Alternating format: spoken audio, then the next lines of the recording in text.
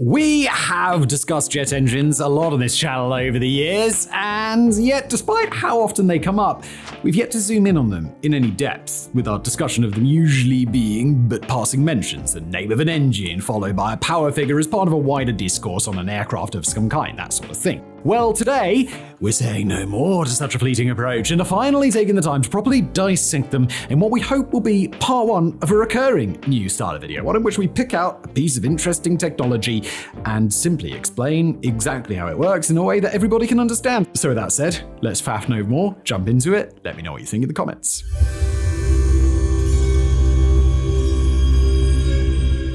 Alright, there are many different sorts of jet engine, but before we get into explaining their differences, let's discuss the basic operational principles. They operate using Newton's third law of motion, the one that states that for every action, there is an equal and opposite reaction, i.e. exert force in one direction and it propels the engine and whatever it is bolted to in the opposite way. So far, so simple, everybody, right?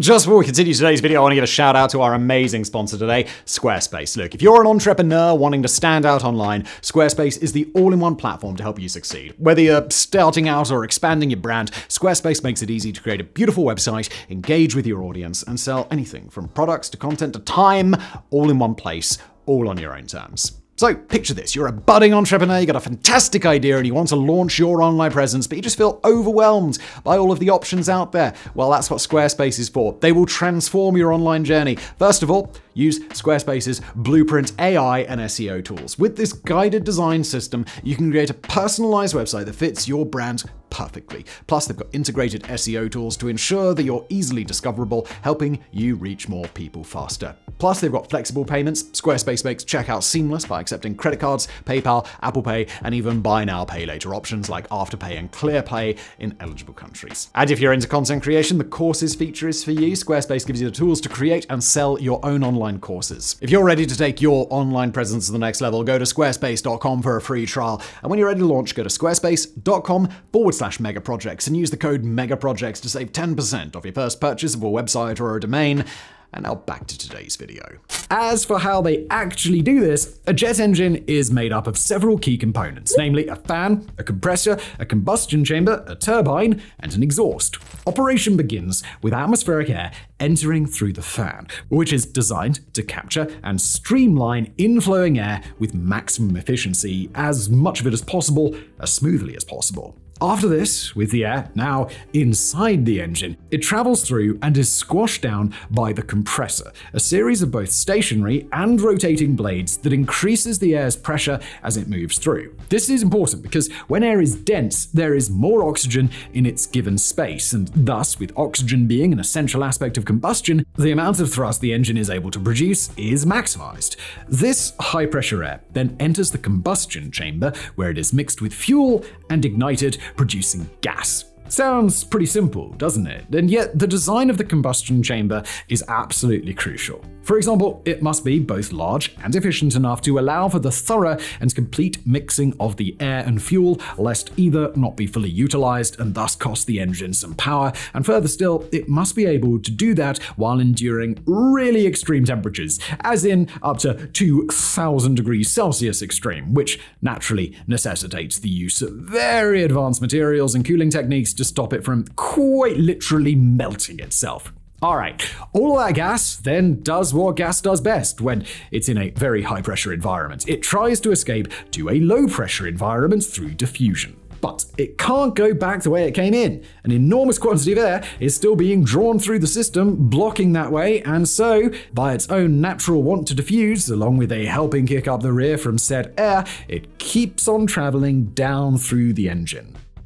And as they do that, the gases then flow through a turbine, which is used to extract energy from them by forcing them to push against a series of blades, which rotate, converting thermal energy into kinetic energy. These blades are also attached to a central shaft, which itself is also connected to the compressor fan and the initial fan, and so, as a result, they both spin as well. A handy-dandy trick to make them both operate more efficiently, as now they are being actuated by both the natural flow of the incoming air and the outflowing gases via the turbine. Other things can also be attached to the central shaft to receive power from the turbine, but we'll get to that later on. Naturally, doing all of that is rather taxing on the turbine, which can easily be spinning at 10,000 RPM. And of course, it too is doing that in extreme temperatures, just like the combustion chamber. So it's all got to be really well made.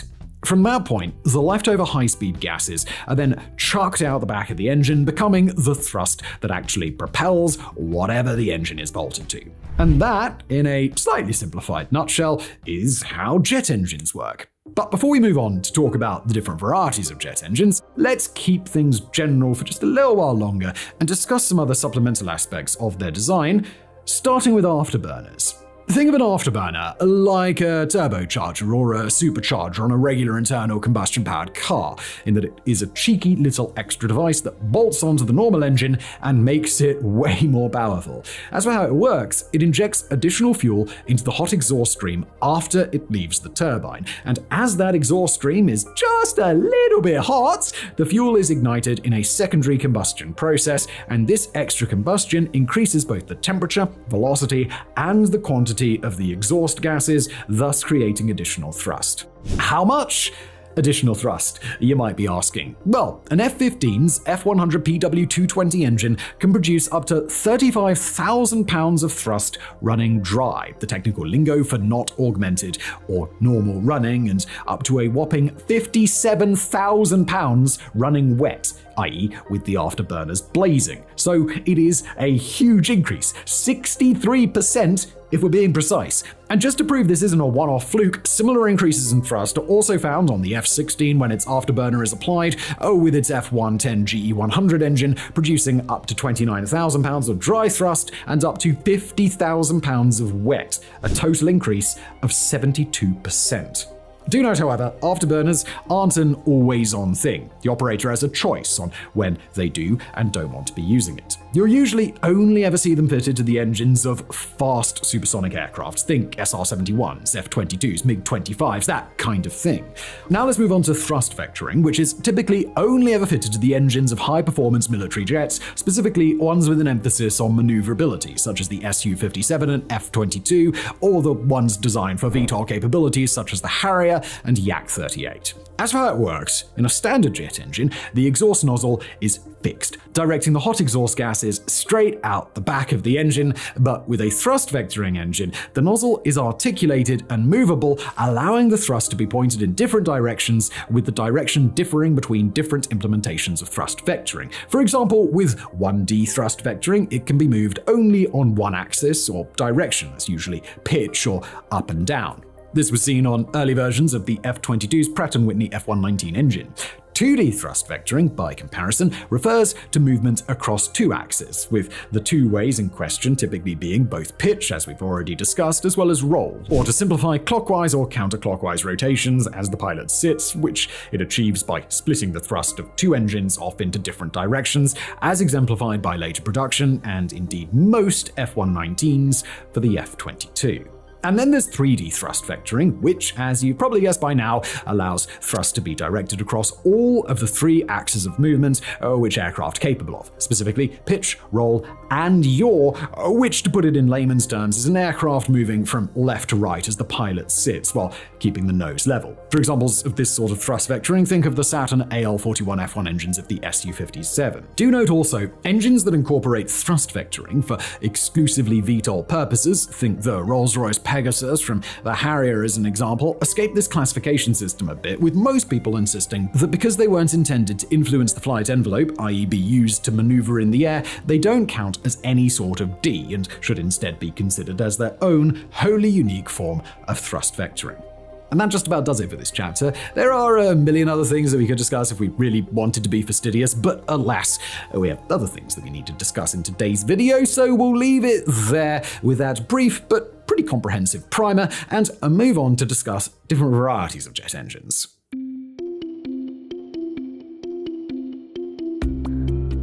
So let's begin this chapter with the turbojet engine type, and it isn't one that we need to spend long on because it is basically just a normal or standard jet engine, one that matches the description that we outlined in the last chapter before we got to afterburners. For an example, think of the Rolls-Royce Olympus 593 that powered the mighty Concorde. In its beefiest form, at maximum speeds, and with an afterburner set to full whack, it put out 38,050 pounds of thrust, which, in a group of 4, was enough to push the Concorde up to Mach 2.05 or 1,354 miles per hour. Although, do note that, just to be sure, not every engine we cited in the last chapter is a turbojet, and that when we got to discussing the extra features of jet engines, we were picking engine types that best exemplified that specific feature, rather than ones that led into this discussion. We're sure most of you would have assumed so when we referenced the before-afterburners distinction but a moment ago, but we just wanted to make absolutely sure. Alright, bringing it back to the matter at hand,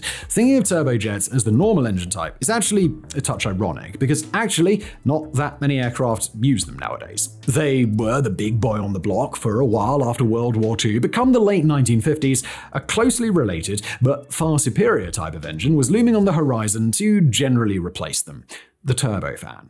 A turbofan engine is, to simplify it a bit, a turbojet engine with a whopping great fan on the front. This fan draws in a large volume of air and splits it into 2 streams. One stream enters the core of the engine, which is basically just a normal turbojet engine that works exactly as we laid out earlier, while the rest of the air bypasses the actual engine altogether and is propelled backward around the engine and straight out of the back. This air, despite not having been combusted, still has some mass and velocity to it and thus contributes to thrust. Think of it as the turbofan just cheekying a bit of extra thrust for free. It's going to be moving around the engine anyway, so why not capture it and put it to use? Better yet, because it doesn't get combusted, basically no fuel is actually spent making use of it, barring a tiny little bit that powers the fan, which makes turbofans very efficient, at least by jet engine standards.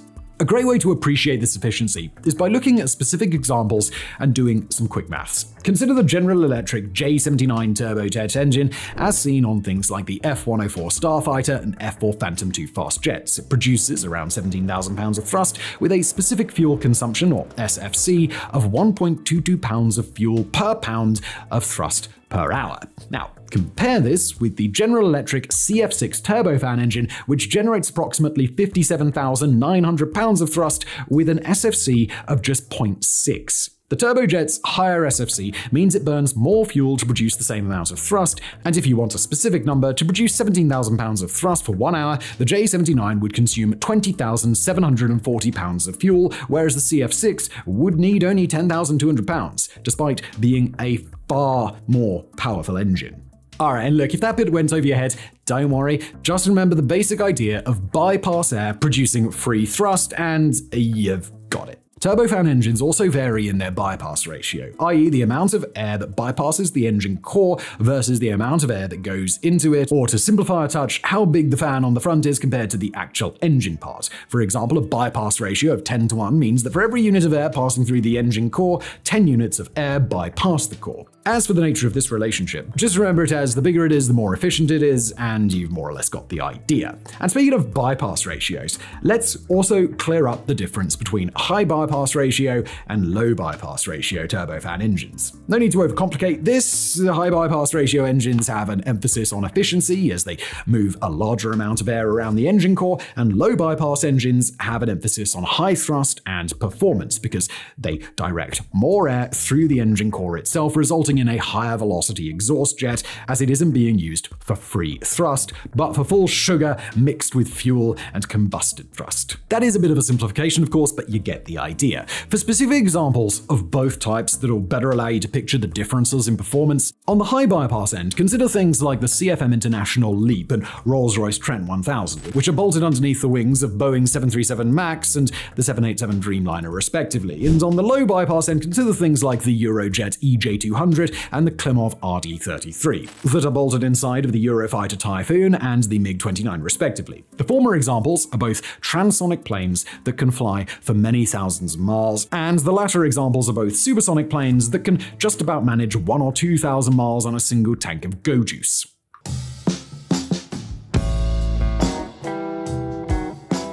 Next, we have turboprops, a type of jet engine that produces thrust via a propeller rather than chucking gas out of the back. Much like a turbojet or a turbofan engine, its operational process begins with air being drawn into the engine through an intake and then compressing it in a compressor, where it is then mixed with fuel in a combustion chamber and ignited, producing high temperature and high pressure gases that are then passed through a turbine. The difference comes in what happens next, because in a turboprop, the turbine is connected to a shaft that connects to and operates the propeller using energy extracted from the produced gases, and the turbine is also far meatier to extract most of their energy. Although, do note that you still get a bit of thrust out the back, as it were, usually around 10% or so, as they do not convert all of the gas's energy. Key to all of this is a reduction gearbox that sits alongside that shaft between the propeller and turbine because, in a nutshell, turbines like to go fast and propellers don't, and so without said gearbox, the overly fast propeller would be inefficient thanks to excess drag as it cuts through the air, ungodly loud as its tips happily smash through the sound barrier, and far more prone to unnecessary wear and eventual mechanical failure. If you want an example of why this is so important, consider the Allison T40 engine, because when it was plonked into a Republic XF-84H Thunderscreech, an experimental aircraft designed to grab the propeller-driven speed record and allowed to let rip at far greater RPMs than a normal turboprop, it was so loud that an open throttle on it could be heard 25 miles away, and even on idle, its propeller tips produced a constant sonic boom that radiated out in all angles for hundreds of yards and caused nausea and vomiting in ground crews, with it even causing one poor fellow to have a seizure. As for performance, turboprops are highly efficient at lower speeds and altitudes, typically below 500 miles per hour and up to 25 to 30,000 feet or so, making them ideal for regional airliners, which is why the ATR-72 packs 2 Pratt & Whitney Canada PW100s under its wings. They can also find their way into combat aircraft when pushing the ragged edge of speed isn't a design priority, with an example being the Embraer EMB-314 Super Tucano, which uses a single Pratt & Whitney Canada PT6. Then there are turboshafts, which are closely related to turboprops in that they are just normal jet engines that draw the power they make to do something else other than just being chucked out the back as thrust. But whereas a turboprop specifically powers a propeller, a turboshaft, well, it powers anything else really, with the main application being rotor systems on helicopters such as the 2 Klimov VK2500s that power the Kamov Ka-25 attack helicopter, or the 2 LH Tech T800s that power the Western Lynx. As for more weird applications, how about the MTT Turbine Superbike, an absolute unit of a motorbike that chucks the boring normal combustion engine in favor of a Rolls-Royce M250 engine?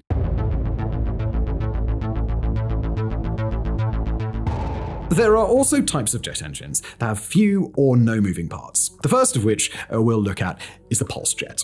We won't worry too much about these as they are niche, to say the least, but to give you a basic overview, they work on the principle of intermittent combustion, i.e. producing thrust by emitting pulses of hot gas. More specifically, air and fuel mix in a combustion chamber where they ignite explosively, usually via a spark plug. The rapid expansion of hot gases creates a high-pressure pulse, forcing the gases out of the exhaust, generating thrust. After each pulse, the pressure drops, allowing more air and fuel to enter, and the cycle repeats. This process continues rapidly, producing a characteristic buzzing sound.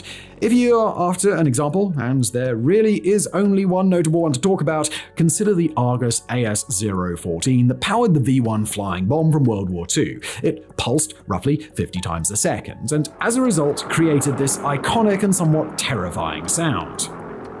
Adjacent to pulse jets, because they also have no moving parts, are ramjets and scramjets, both of which use an engine's forward motion to compress incoming air without the need for a revolving compressor, as in everything else we looked at prior to this chapter. In a ramjet, air enters the intake at high speed, slows down due to compression, is mixed with fuel, ignited, and then expelled to produce thrust. They excel at high speed, and if designed right, can be capable of speeds in the Mach 3 to Mach 6 kind of region. As such, they are usually found in missiles and high-performance aircraft, with an example being the Marquardt XRJ-43MA that powered the Mach 4.3 capable AQM-60 Kingfisher target drone. Scramjets, by contrast, are designed to work at even higher speeds, typically in the range of Mach 6 to Mach 10, although, at least by the maths, a scramjet engine could theoretically achieve speeds of Mach 24, with the main limiting factor preventing those speeds from being achieved being how to stop whatever airframe it's bolted onto from tearing itself apart as it takes the brunt of such extreme airspeeds. As for how they work, they are fundamentally ramjets, just with their method of operation tinkered with ever so slightly, because whereas a ramjet decelerates incoming air to subsonic speeds before combustion, a scramjet allows the airflow to remain supersonic throughout the entire engine, including during the combustion process. Combusting such fast-moving air is naturally just a tad difficult, because if you aren't careful, the air could very easily move through the entire engine before it has had time to mix with fuel and burn.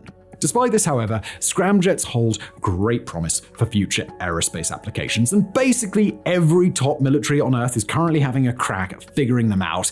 As for specific examples, we struggle to find the specific names of many scramjets, and if we're being honest, we aren't entirely sure if this is a failure in our own research or if the names just aren't there to be found. Also entirely possible. We did find the Aerojet Rocketdyne SJY-61 used in the unmanned X-51 Wave Rider, but with that only having a top speed of only Mach 4.5, we feel we didn't properly prove our point. What would prove the point terrifically would be the name of the scramjet that powered the Mach 9.6 NASA X-43, the fastest jet-powered aircraft ever, but alas, we couldn't find it.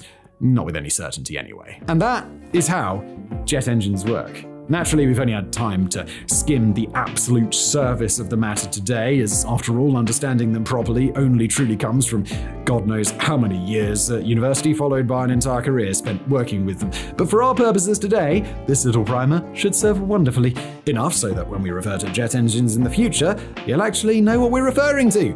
And as we said back at the beginning of the video, we hope this will be the first in a new semi-regular type of video in which we dissect and pull apart specific pieces of technology. So if there's anything you'd like to see us cover, let us know in the comments, and thanks for watching.